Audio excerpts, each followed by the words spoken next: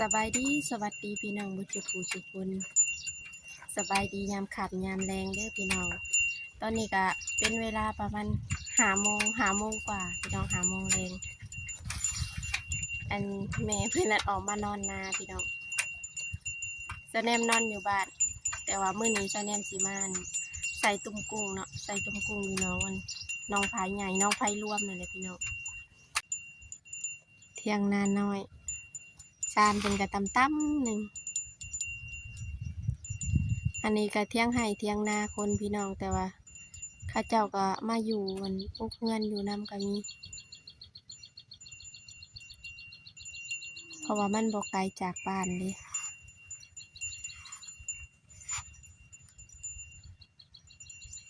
ครึมฟ้าครึมฝนมันจิตตกเพราะมันแรง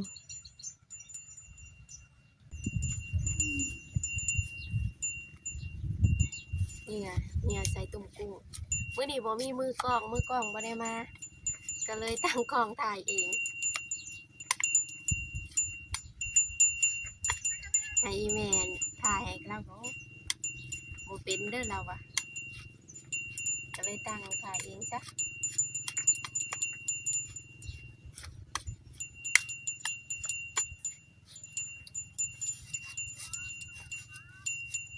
คือฝนสิตกนี่พี่น้องครึมฟ้าครึมฝนขนาดพอยันตุ่มไปเด้ฝนตกแห้งๆนี่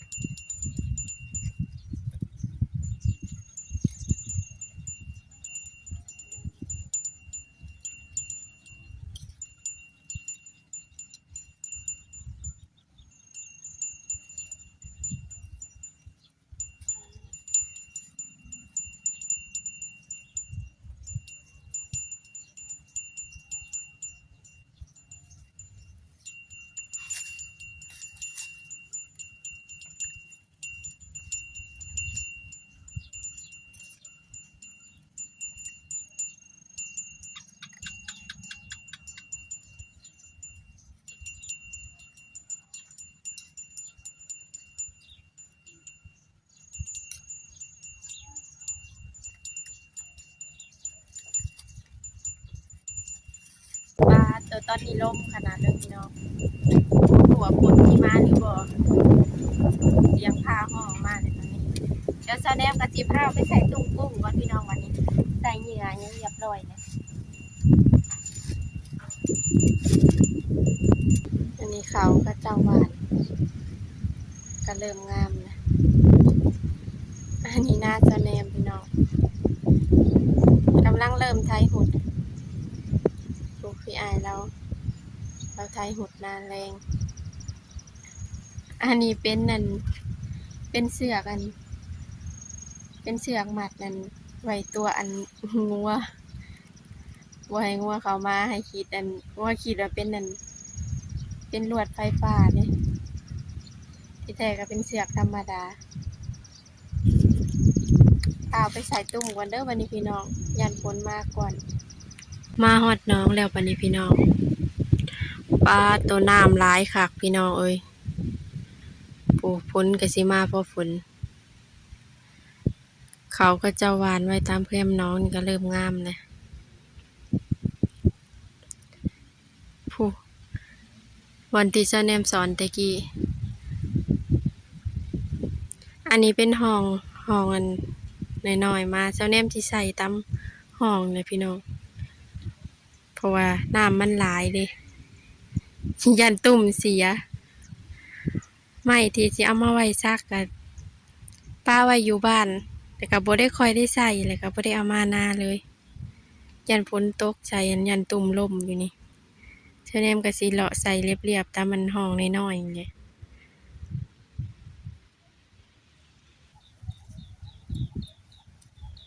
จำใส่กันในเด้อพี่น้องว่าจะแนมใส่ไว้เบิ่งใด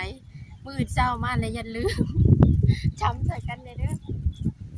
จะแนมเป็นคนขี้ลืมเลยพี่น้องจำไว้นี่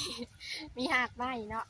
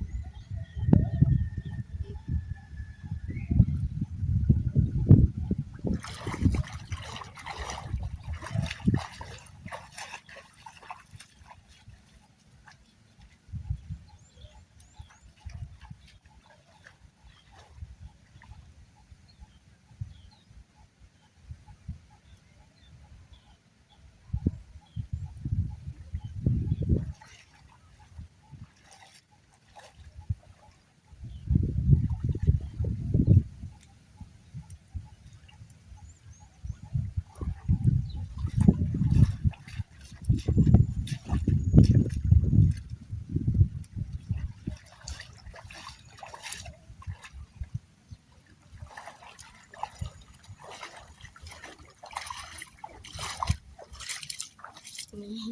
บ่ฮู้ว่าเขาเอิ้นว่าผักหยังเอามาให้เบิ่งซื่อๆจักผักอันหยังอันสะแนมลืมเลยจำบ่ได้คิดยังออกยังจำบ่ได้เดี๋ยวไปใส่อันนี้ซอยเบิ่นพี่น้องยังสี่หลังเห็นบ่สิลืมเดี๋ยวบ่ทันได้แล้วสิลืมเด้เดี๋ยวไปใส่อีกก่อนตอนนี้เซาแนมก็ใส่ตุ่มกุ้งแล้วเลยพี่น้องใส่แบบ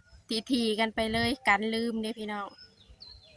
มื้ออื่นเดี๋ยวมาลุ้นนำกันพี่น้องว่าสิได้หรือบ่เพราะว่าบ่ได้ใส่แต่หึงเลยเดี๋ยวนี้น้ำมันก็เพิ่มพี่น้องฝนตกจ้องจำเถื่อเลยถ้าลุ้นนำกันเด้อพี่น้องว่าสิได้หรือบ่ที่สิได้นะบ่แม่นกุ้งเลยพี่น้องตุ่มเซาแนมสิได้ครบหรือบ่เอาบัดนี้เซาแนมก็สิเมื่อเลยเด้อวันนี้พี่น้องบ๊ายบายสบายดีพี่น้องสบายดียามมื้อเช้าเด้อสบายดีพี่น้องมื้อนี้เอื้อยสิไปนำพี่น้องเมื่อวานนี้เพิ่นบ่ได้ไปเพิ่นคาเวียกเนาะสิพากันไปยามตุ่มกุ้งเลยเด้อวันนี้พี่น้องไปพระเจ้ามาโพนปลูกมือมักแตงพี่น้องเดี๋ยวก็เต็มโพนแล้วนี่เนาะเครือมันกำลังงามเลยฝนตกใส่แห่งเต็กเลยนี่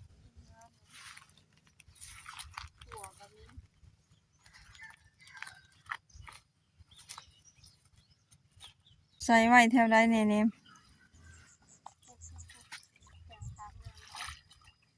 จะเสียงเห็นขบหรือเปล่านี่นะ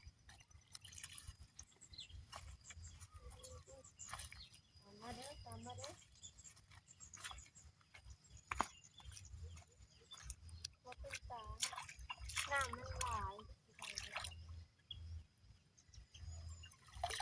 โอ้ยบ่ได้เลยใส่3 โต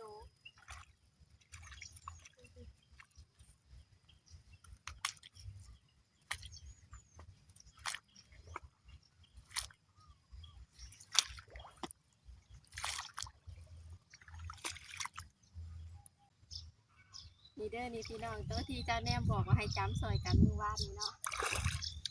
นี่เอาไป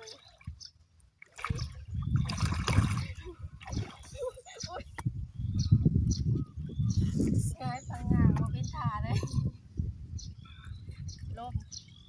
ตัวนี้แห่งกระมานค่ะตัวนี้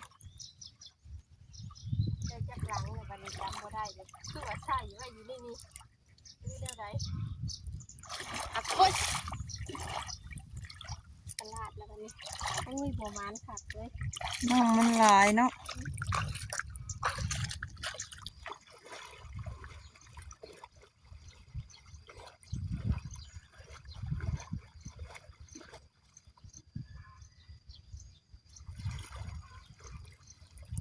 ถืออยู่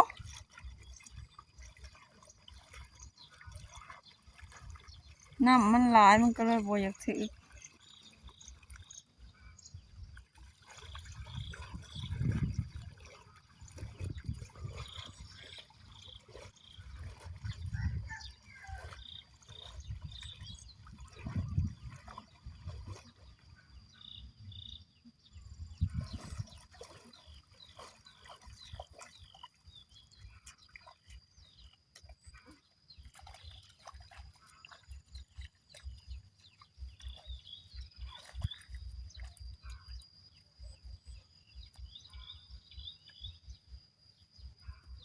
ได้ลังละ10ตัว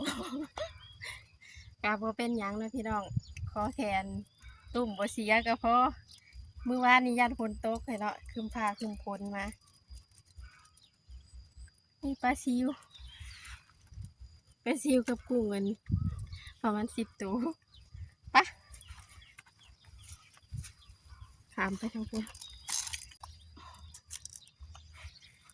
มาเบิ่งผลงานของเฮา ได้ล้างละ10กว่าตัวเอามาโฮมกันเถอะได้สำนีอยู่เดีอันนี้มันก็เป็นกุ้งแบบมีงามเนาะมีกามมันเลยเปลี่ยนแล้วบ่มันเปลี่ยนเป็นอันกุ้งแบบอันนี้บ่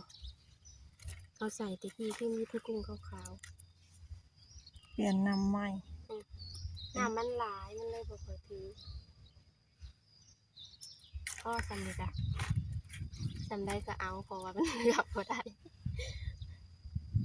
อยากได้หลายมันก็บ่ได้เนาะป้าวันนี้สิกลับเด้อวันนี้พี่น้องอีแม่คล้องถาแล้วบ่จักวันนี้คล้องถากินก้อยกุ้งแล้วบ่จักได้จำนี้ก็พ่อก้อยพ่อขัวอยู่ดอกเนาะป้าวันนี้